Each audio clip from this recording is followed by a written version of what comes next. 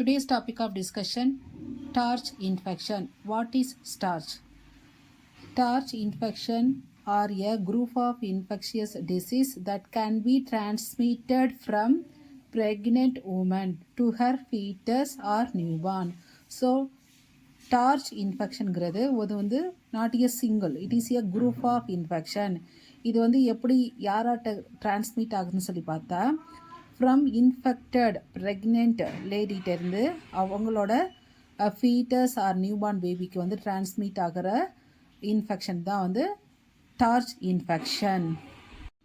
இந்த TORCH infection causes serious congenital defect, miscarriage and developmental issue. இது pregnant lady affect ஆகிறதுனால congenital newborn பேபிக்கு நிறைய சீரியஸான டிஃபெக்ட் வர வாய்ப்பு இருக்குது. மிஸ்கரேஜ் அபார்ஷன் ஆகிறதுக்கு வாய்ப்பு இருக்குது. Then development, some organ development, அது மாதிரியான ப்ராப்ளம் இருக்குது. The acronyms stand for the torch. T stand for toxoplasmosis. O stand for other infection. Here syphilis, HIV, varicella. R stand for rubella. C stand for cytomegalovirus. H stand for herpes simplex virus.